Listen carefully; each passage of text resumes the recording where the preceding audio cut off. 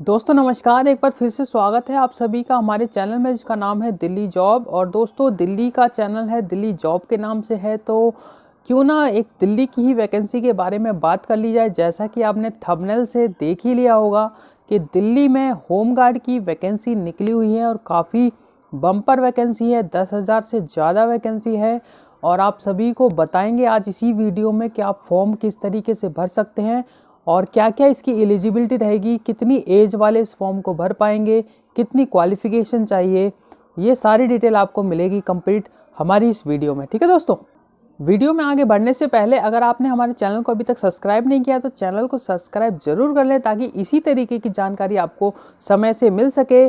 तो चलते हैं वीडियो में और बताते हैं एक एक करके स्टेप फॉलो करना, और एक एक स्टेप फॉलो करेंगे तो आपको फॉर्म भरने में भी इजीली आसानी होगी। लेकिन उससे पहले एक चीज़ और कंफर्म करा दूंगा कि जो इसमें एज क्राइटेरिया है वो 20 साल से 45 साल तक का है। यानी कि अगर आपकी उम्र यानी 1 जनवरी 2024 को अगर आप 20 साल के हैं तो भी आप इस फॉर्म को एलिजिबल हैं भरने के लिए। और अगर आपकी एज 45 साल है तो भी आप एलिजिबल हैं, चाहे आप गर्ल्स हैं चाहे बॉयज़ हैं, सभी के लिए इस फॉर्म को भर सकते हैं। अगर आपको किसी भी तरह का कोई डाउट रहेगा तो वीडियो के लास्ट में आप कमेंट कर सकते हैं। वीडियो को पूरी जरूर देखें ताकि आप स्टेप बाय स्टेप फॉर्म को भर सकें। तो चलते हैं कंप्यूटर स्क्रीन की तरफ और आपको दिखाते हैं कि करके स्टेप्स और कैसे आप फॉर्म भर सकते हैं।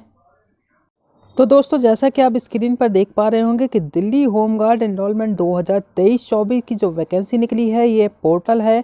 इसका हम लिंक डिस्क्रिप्शन सेक्शन में आपको दे देंगे। तो आप जैसे ही इस पर लॉगिन करेंगे तो आप कुछ इस तरीके का इंटरफेस देखेंगे, आपके सामने वैकेंसी आ जाएगी जिसमें सारी चीज़ें लिखी हुई हैं। Number of post 10,285। जी हाँ, बहुत बड़ी वैकेंसी है क्योंकि काफ़ी टाइम बाद ये वैकेंसी आई है और ये वैकेंसी बहुत ही जल्दी कवर भी हो जाएगी।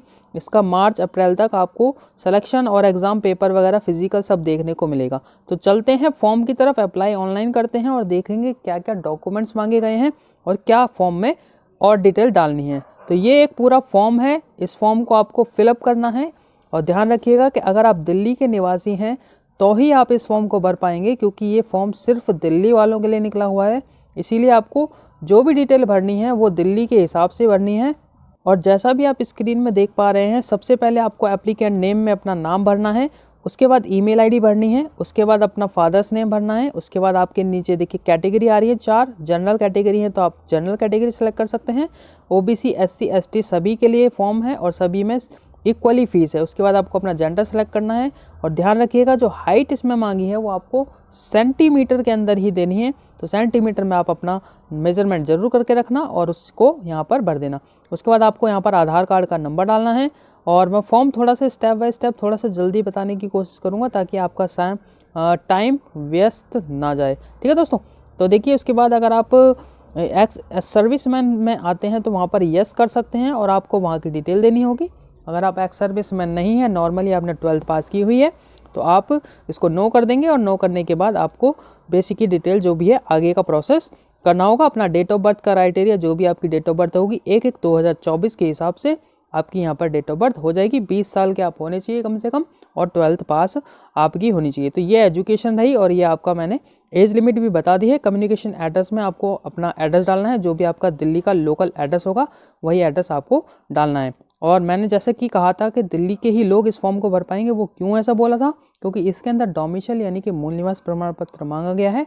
अगर आपके पास डोमिसाइल नहीं है और आपके पास दिल्ली की कोई भी आईडी है, जैसे कि नीचे देखिए दे रखा है नेम ऑफ प्रूफ रेजिडेंस, तो अगर आपके पास दिल्ली का वैलिड पासपोर्ट है तो आप वो वहाँ से भी आप फॉर्म भर सकते हैं। अगर आपका वोटर आईडी कार्ड है तो अभी आप एलिजिबल हैं। अगर आपके पास बैंक की पासबुक है जिसमें फ़ोटो लगा हुआ हो तो भी आप इस फॉर्म को भर सकते हैं। अगर आपके पास वैलिड ड्राइविंग लाइसेंस है तो अभी आप इस फॉर्म को भर सकते हैं।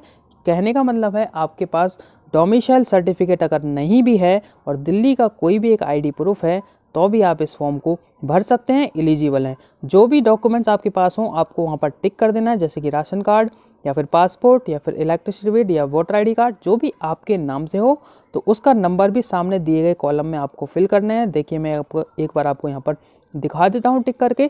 तो जो भी हम यहाँ पर रेजिडेंशियल प्रूफ पर टिक करेंगे उसी के जस्ट सामने कॉलम ओपन हो जाएगा जिसमें आपको उसका आईडी नंबर फिल कर देना है। उसके बाद चलते हैं एजुकेशन यानी कि नेक्स्ट कॉलम पे।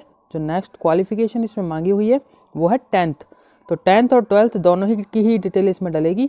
10th आपने कहाँ से की है वो आपको यहाँ पर डालना है, कौन से बोर्ड से की है, उसका रोल नंबर, कौन से सन में आपने पास की है और कितनी परसेंटेज के साथ आपने पास की है, वो सारी ही डिटेल इसके अंदर एक एक करके आपको डाल देनी है। ठीक है दोस्तों। और 12वीं क्लास अगर आपने आर्ट साइड से की है तो आप यहाँ पर मेंशन कर सकते हैं अपने सब्जेक्ट्स। अगर आपने कॉमर्स से की है तो कॉमर्स के सब्जेक्ट मेंशन कर सकते हैं और उसी हिसाब से आपने जिस बोर्ड से की है बोर्ड का नाम डालना है आपको, CBSE बोर्ड है या यूपी बोर्ड है। एजुकेशन आपने कहीं से भी की हो वो आपकी चल जाएगी, कोई दिक्कत नहीं, लेकिन रेजिडेंस आपका दिल्ली ही होना चाहिए और उसी हिसाब से आपका यहाँ पर फॉर्म भरना है। NCC अगर आपके पास है A, B, C किसी भी ग्रेड का अगर आपने NCC किया हुआ तो यस कर देना और उसका नंबर डाल देना है। अगर आपके पास NCC नहीं है तो इस कॉलम को नो कर देंगे और आगे बढ़ेंगे। आगे बढ़ने के बाद होमगार्ड वॉलंटियर, अगर आप होमगार्ड ऑलरेडी हैं दिल्ली पुलिस के अंदर तो आप यहाँ पर यस करके अपनी डिटेल डालेंगे, अगर नहीं है तो इसको भी नो कर देंगे। उसके बाद आता है सिविल डिफेंस वॉलंटियर। अगर आप सिविल डिफेंस का वॉलंटियर हैं तो आपको यस कर देना है। यस करने के बाद उसकी भी डिटेल आप यहाँ पर डाल सकते हैं। ठीक है दोस्तों।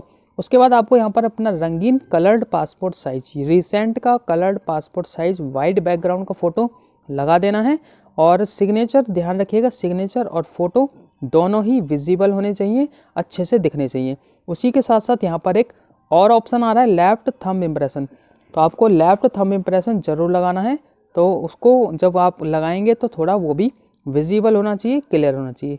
ये सारी डिटेल आई होप सो आपको अच्छे से समझ में आ गई होगी। स्टेप बाय स्टेप फॉर्म को आप वीडियो को देखकर भर भी सकते हैं। ठीक है दोस्तों।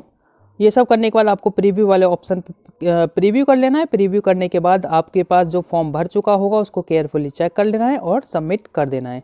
जैसे ही आप सबमिट करेंगे आपके पास एप्लीकेशन नंबर आ जाएगा और इसका जब आपको प्रिंट निकालना होगा तो प्रिंट निकालने का भी मैं बता देता हूँ, डैशबोर्ड पर ऑप्शन दे रखा है। तो चलते हैं डैशबोर्ड पर। जैसे ही आप डैशबोर्ड पर आएंगे तो यहाँ पर देखिए ऑप्शन दे रखा है क्लिक हेयर, तो आप अपने डाउनलोड को प्रिंट कर सकते हैं। इस पर जैसे ही क्लिक करेंगे तो यहाँ एप्लीकेशन नंबर मांगेगा, डेट ऑफ बर्थ मांगेगा, आपको यहाँ से लॉगिन कर लेना है। अगर आप डेट ऑफ बर्थ और अपना रजिस्ट्रेशन नंबर को आपको नहीं पता है तो रजिस्ट्रेशन नंबर आप यहाँ पर फॉरगेट भी कर सकते हैं। तो चाहिए देख लेते हैं एक बार। रजिस्ट्रेशन नंबर अगर आप फॉरगेट करेंगे तो वहाँ पर भी कुछ डिटेल आएगी, जैसे कि आपकी email ID, mobile number, date of birth. ये 3 चीज़ आप डाल के सबमिट कीजिए तो आपके रजिस्टर्ड मोबाइल नंबर पर आपका एप्लीकेशन नंबर आ जाएगा। ठीक है दोस्तों। तो ये सारी चीज़ें करने के बाद आपका एक पेमेंट का ऑप्शन ओपन हो जाएगा। तो जो भी इसमें फ़ीस रखी गई है गवर्नमेंट की तरफ से वो 100 रुपये है। अगर आप गर्ल्स हैं तो भी आपकी फ़ीस 100 ही रुपये है, अगर आप किसी कैटेगरी से बिलोंग करते हैं। तो दोस्तों वीडियो में मैंने सारी चीज़ें क्लियरली आपको बता दी हैं। तो आई होप सो आप सभी ने अपना अपना फॉर्म भर लिया होगा। अगर आपको फॉर्म भरने में किसी भी तरीके की दिक्कत आ रही है तो आप कमेंट सेक्शन में कमेंट भी कर सकते हैं और इसी तरीके की और भी जानकारी पाने के लिए हमारे चैनल को सब्सक्राइब करें। और अगर आपको कोई भी क्वेरी करनी हो तो आप कमेंट सेक्शन में कमेंट कर सकते हैं।